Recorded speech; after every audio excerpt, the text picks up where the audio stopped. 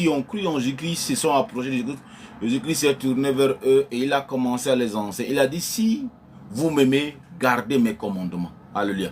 Et il les a dit aussi que si vous demeurez en moi et que mes paroles demeurent en vous, demandez ce que vous voudrez et cela vous sera accordé.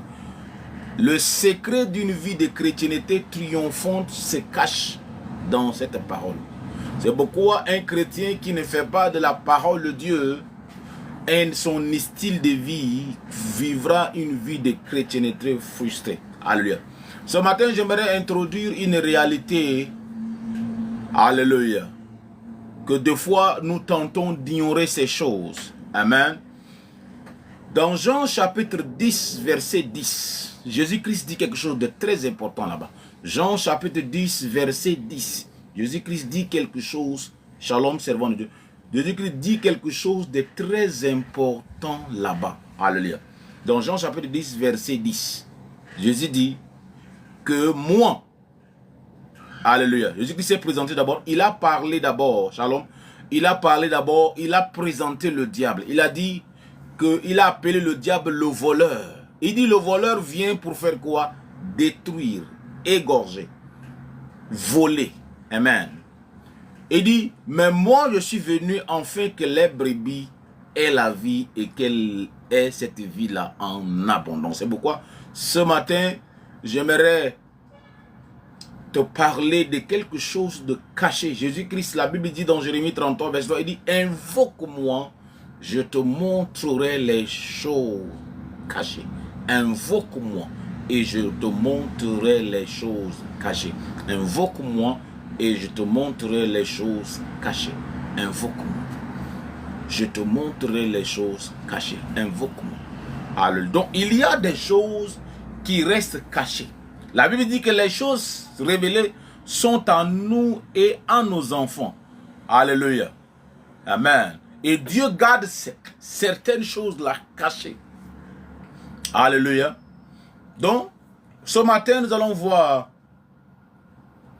c'est que il y a des réalités cachées à l'œil vu. Mais ces réalités-là déterminent même le cours de l'histoire, déterminent même la vie de plusieurs. Il y a beaucoup de chrétiens qui sont sous l'influence. Amen.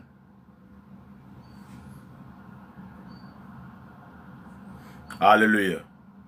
Il n'y a pas de problème. Donc, il y a beaucoup de choses que beaucoup ne comprennent pas parce que ils pensent que la vie dépend de certaines choses que l'œil voit. Alléluia. Il y a des choses qui sont au-delà de la compréhension humaine. Qui sont au-delà de la compréhension humaine. Et ce sont ces choses-là qui influencent positivement ou négativement la vie de plusieurs personnes. Il y a des chrétiens qui sont frustrés non parce que Dieu les a abandonnés, mais c'est parce que ils ne veulent pas vivre selon certaines lois. Alléluia. C'est pourquoi nous allons voir ce matin, Jésus-Christ a présenté le diable comme le voleur. Amen. Et lui, il s'est présenté, il dit, moi, je suis venu afin que les brebis aient la vie et l'abondance. C'est-à-dire que quoi? Nous avons deux camps dans le monde dans lequel nous sommes dedans. Il y a deux camps. Il y a le camp des enfants de Dieu, il y a le camp des enfants de ténèbres. C'est-à-dire qu'il y a des gens où le diable a tout arraché. Aujourd'hui, beaucoup de gens ne savent pas que c'est le diable qui les a arraché ce travail. Ils ne savent pas que c'est le diable qui les a donné cette maladie. Ils ne savent pas que le diable est celui qui est en train de chercher à détruire ton foyer. Ils ne savent pas. Personne ne les a dit. Jésus-Christ a dit, le voleur. Jésus-Christ a appelé le diable le voleur. Il dit, il vient pour faire quoi? Égorger. Il y a beaucoup de familles que le diable a endeuillées. Amen. C'est pourquoi ce matin, nous allons exposer certains mystères pour que tu puisses en prendre garde. Le premier point que nous devons comprendre, alléluia, c'est d'être conscient que le diable a une mission. Et sa mission n'est pas de devenir ton ami, n'est pas de t'aider à aller loin dans la vie. Sa mission, c'est ce que Jésus-Christ a décrit dans Jean chapitre 10, verset 10. Il dit, pour détruire, égorger et tuer. Alléluia. Amen. Il y a beaucoup de gens que le diable a détruit leur carrière, détruit leur destinée. Je disais hier à un frère que l'une des meilleures façons que le diable peut utiliser pour réduire une destinée en néant, alléluia, c'est la maladie. Amen. La maladie. Le diable utilise la maladie pour ruiner beaucoup de gens. Il y a beaucoup de gens qui ont été ruinés. Quand nous lisons la Bible, nous voyons l'histoire de la femme qui a souffert de... La Bible appelait cette femme la femme à la perte de sang. Son problème était la perte de sang. Et elle a souffert de ça pendant 12 ans. Et la Bible dit qu'elle a dépensé tout ce qu'elle avait. Si le diable veut ruiner une famille, il va utiliser l'arme de la maladie. Il y a des gens qui sont sous certains traitements à vie. Je bénis le Seigneur pour la santé qu'il m'a accordée depuis que j'ai commencé à servir Dieu jusqu'à aujourd'hui là. Je n'ai jamais été sous un traitement quelconque. Je n'ai jamais été sous un traitement quelconque. Et le Seigneur m'a accordé la grâce de vivre. Beaucoup de gens ne connaissent pas que la santé est un trésor. Le diable peut ruiner une famille en infligeant à cette famille-là une maladie. C'est beaucoup ne savent pas que le diable peut se cacher derrière une maladie. Des fois, un esprit méchant peut se cacher derrière. Et des fois, pendant que les gens sont en train de prier pour la guérison de la personne, alors que derrière cela, il y a tout un agenda. L'agenda, c'est d'appauvrir cette famille. C'est d'amener cette famille-là à tout perdre. Je m'avais donné le témoignage d'une famille dans le quartier où nous on avait grandi. Et cette famille dans le quartier était la famille la plus bénie du quartier. C'est-à-dire qu'ils étaient la famille la plus riche du quartier. Maintenant, voilà comment le diable va ruiner cette famille.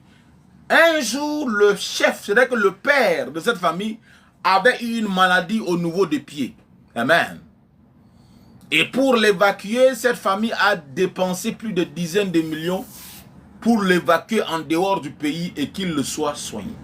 Pour cela, ils ont vendu une de leurs voitures et le monsieur est parti se faire soigner. Et cela les a épuisés financièrement. Cela a épuisé la famille financièrement. Mais maintenant, le monsieur est rentré juste pendant quelques mois. Tapotez le lèvre s'il vous plaît. Pendant quelques mois plus tard, la même maladie là a pris le pied, l'autre côté du pied.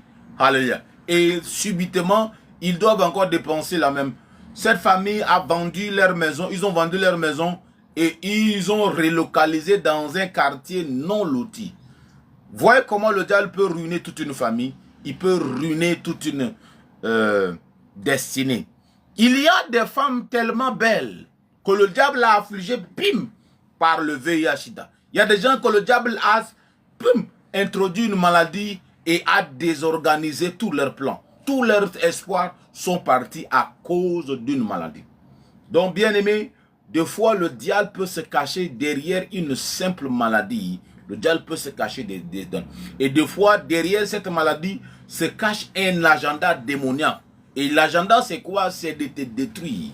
C'est détruire la famille. C'est pourquoi je prie au nom de Christ que toute personne sous l'influence d'une maladie quelconque, Jésus-Christ qui a guéri cette femme à la perte de sang, la Bible dit, elle a dépensé tout ce qu'elle avait.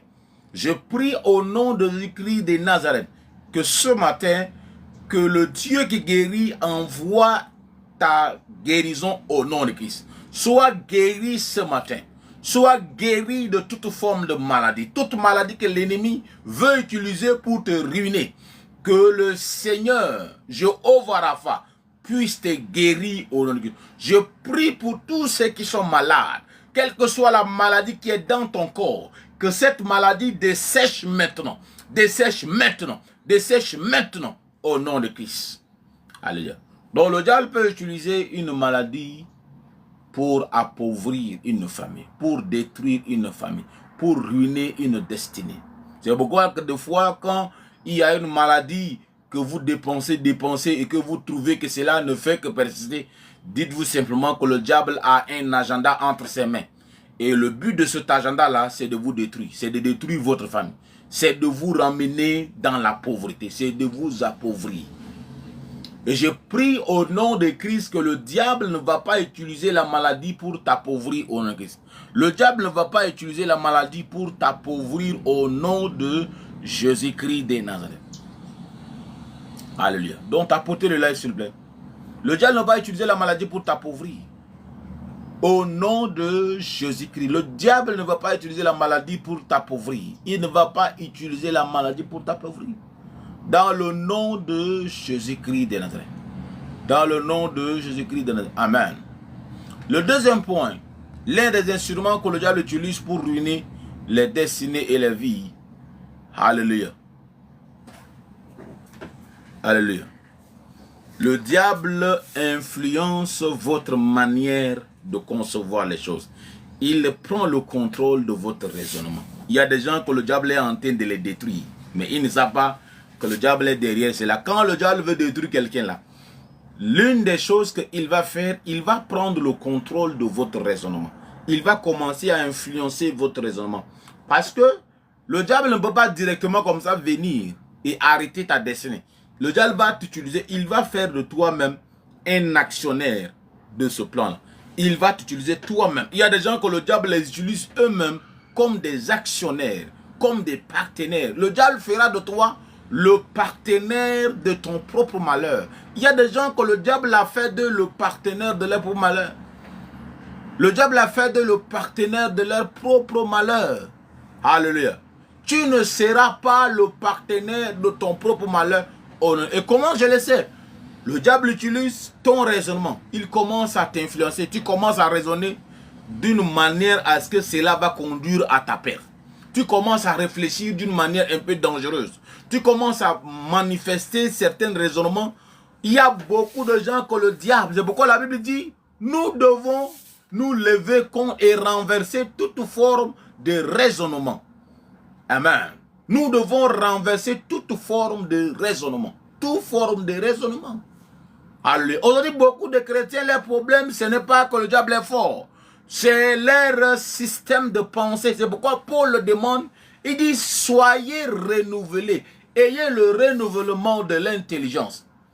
Aussi longtemps que le changement que tu désires ne prend pas place à l'intérieur de toi, ce changement ne va pas se manifester à l'extérieur de toi. C'est ça le problème. Beaucoup de chrétiens s'attendent à ce que leur vie change. Alors que leur pensée et leur système de pensée, leur raisonnement sont contraires à ce qu'ils désirent de la main de Dieu. C'est pourquoi je prie au nom de Jésus-Christ de Nazareth que si le diable a pris en possession de tes raisonnements, que ton raisonnement soit libéré au nom de Christ. Que ton raisonnement soit libéré au nom de Christ. Que ton raisonnement soit libéré au nom de Christ. Que ton raisonnement soit libéré au nom de Christ. Qu'il libère ton raisonnement. Donc il y a beaucoup de gens, c'est pourquoi même pour détruire un foyer, le diable commence à siffler des choses dans la tête de la personne. Amen. Et tu commences déjà à nourrir certaines pensées secrètement. Et ces pensées que tu nourris secrètement là, est en train de planifier ta perte. C'est pourquoi je prie que ta parole, tes pensées s'alignent ou tes raisonnements s'alignent à ce que Dieu a dit te concernant. Dans le nom de Christ. Donc le diable utilise tes propres raisonnements. Les raisonnements pour détruire certaines familles. Pour détruire certains individus. Pour détruire l'église de Christ. Le raisonnement. Le raisonnement est dangereux. Alléluia. C'est pourquoi vous devez renouveler votre ayez le renouvellement de l'intelligence, c'est-à-dire que quoi? Tout ce qui n'est pas de Dieu dans votre système de pensée, vous devez l'ôter. Vous devez apprendre à raisonner avec le Saint-Esprit. Vous devez apprendre à raisonner avec le Saint-Esprit. Alléluia. Oh, Saint-Esprit, merci. Donc, le troisième point, alléluia, qui nous permet d'identifier ce que le diable utilise contre nous. Le diable peut utiliser ça contre toi, contre ta propre vie et faire de toi le partenaire ou l'actionnaire de ton propre malheur. Il y a des gens que eux-mêmes, ils sont l'architecte de leurs problèmes. Ils sont derrière leurs propres problèmes. Alléluia. Le troisième point, alléluia. Le deuxième point, nous avons parlé de... Alléluia. Nous bénissons le Seigneur pour sa grâce et pour sa fidélité. Tapotez le live s'il vous plaît. Le live ne monte pas. Avant que je puisse introduire le troisième point.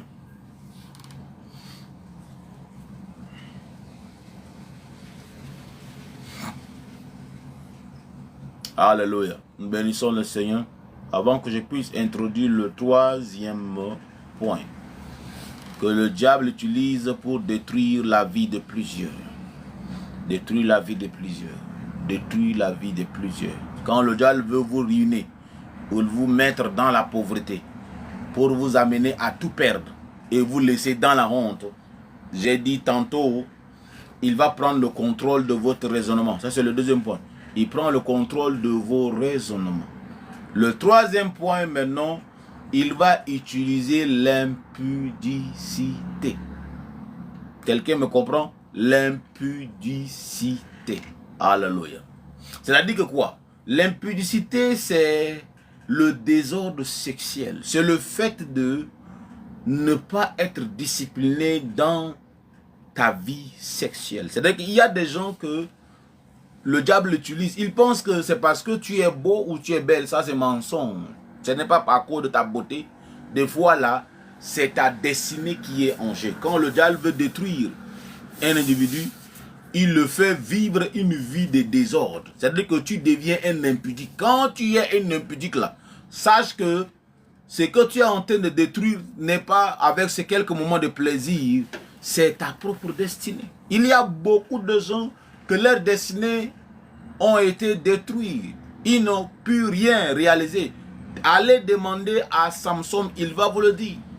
Samson a été détruit à cause de l'impudicité. Beaucoup de gens disent que non, que c'est Delilah qui a livré Samson. Shalom. Amen. Delilah, amen. Alléluia. A été juste un instrument utilisé par le diable. Mais la personne qui a accepté d'être détruit, c'est Samson lui-même. Il était impudique. Il y a beaucoup de chrétiens qui sont des impudiques. Ils sont impudiques. Ils pensent que le sexe, c'est juste un moment de plaisir. Je vous ai dit la dernière fois, le sexe, c'est une alliance. C'est une alliance. C'est une alliance. C'est une alliance. Donc, lorsque vous devenez impudique, vous n'êtes pas en train de faire du mal ni à votre pasteur, ni à vos parents, mais à votre propre vie. C'est que vous êtes en train de, comme on dit là, c'est que vous êtes en train de trader sur le marché spirituel. C'est, alléluia, c'est votre destinée. Vous êtes en train de trader, vous êtes en train de mettre sous un marché spirituel au travers votre manière de vivre irresponsable. Vous êtes en train de trader votre destinée là-bas. Beaucoup de gens ont tradé leur destinée. Ils ont mis leur destinée sous un marché boursier. Alléluia. Par le biais du sexe. Donc, si tu veux aller loin dans la vie avec Dieu, tu dois apprendre à te discipliner sexuellement. Tu dois être très honnête. Tu ne dois pas être un impudique. Un impudique n'est pas celui qui a deux femmes, non. Un impudique, c'est celui qui peut coucher avec n'importe qui, n'importe comment, à tout moment. Alléluia. Sans se contrôler. Amen. Nos pères ont marié plusieurs fois, plusieurs femmes dans la Bible, mais ils n'étaient pas des impudiques. On parle ici, quand vous voyez la vie de Samson, vous allez voir clairement l'expression de l'impudicité. Samson allait de femme en femme jusqu'à ce qu'il tombe sur Delilah. Lorsque vous êtes impudique là, un jour vous allez tomber sur Delilah. Et c'est Delilah qui sera votre terminus. Si vous avez l'habitude de jouer avec les femmes, un jour vous allez tomber sur votre Delilah. Delilah viendra mettre fin à votre carrière. Delilah viendra mettre fin à votre destinée. Delilah viendra mettre fin à votre aventure merveilleuse sur cette terre. Delilah viendra mettre fin à la main de Dieu. La Bible dit lorsque Samson est tombé et qu'on a coupé ses cheveux, la Bible dit que Samson ne s'est pas rendu compte que Dieu s'est retiré de lui. L'impudicité, c'est pourquoi je vais vous raconter une histoire dans la Bible. Un jour, il y avait un roi appelé Balak, avait payé un faux prophète appelé Balaam. Balaam n'était pas simplement un faux prophète, était d'abord un vrai prophète de Dieu et qui a été corrompu. Alléluia. Donc ce roi-là a payé ce prophète-là de venir maudire le peuple d'Israël. Et il a passé le temps en train de se préparer. Maintenant, au moment venu, quand il devait maudire les enfants d'Israël, il se retrouve en train de les bénir. Il a tenté ça plusieurs fois, ça n'a pas marché. Le roi même était fâché, il dit mais comment? Je t'ai payé pour maudire ce peuple parce qu'il a appris que si ce prophète-là maudit quelque chose, la chose est réellement maudite. Amen. C'est-à-dire que ce roi-là connaît le secret que il y a des batailles que tu ne peux pas les remporter physiquement. Il faut les transférer au règne des esprits. Alléluia. Et c'est la même chose que ce roi avait fait. Maintenant, ils ont tenté à plusieurs reprises, ça n'a pas marché parce que Dieu répétait toujours à ce prophète-là que tu ne peux pas maudire ce que Dieu a béni.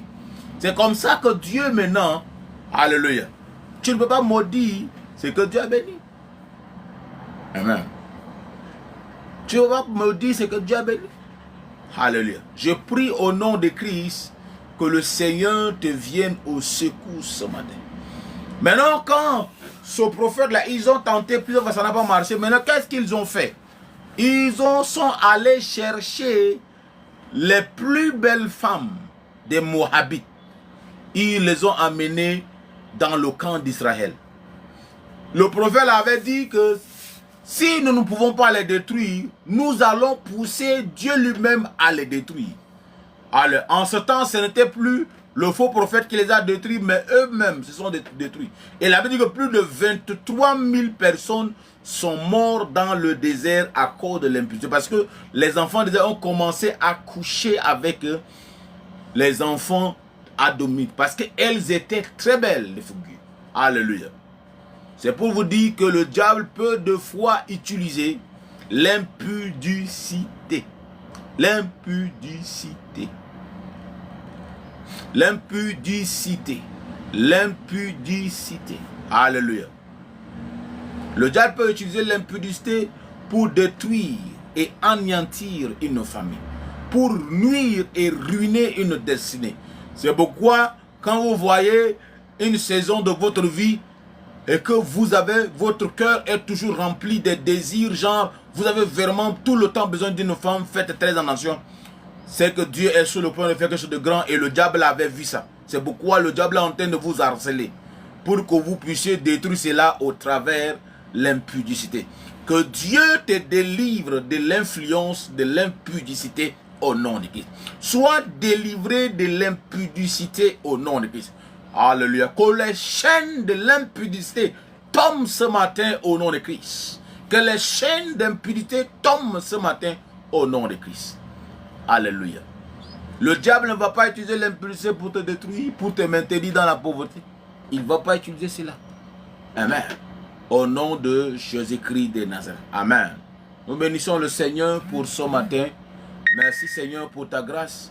Merci Jésus pour ta fidélité, pour tout ce que tu ne cesses de faire. Sois adoré et sois magnifié. Au nom de Christ. Amen. Nous sommes cette nouvelle semaine. Normalement, je devais être en live hier. Tapoter le live. Amen. Faute d'une... pour des raisons techniques, je n'ai pas pu... donc maintenant, envoyez vos invitations, je vais vous faire monter. Tapotez le like s'il vous plaît. Envoyez vos invitations. Si vous voulez consulter le prophète, n'hésitez pas. Même si vous êtes un musulman, Dieu peut parler. Alléluia.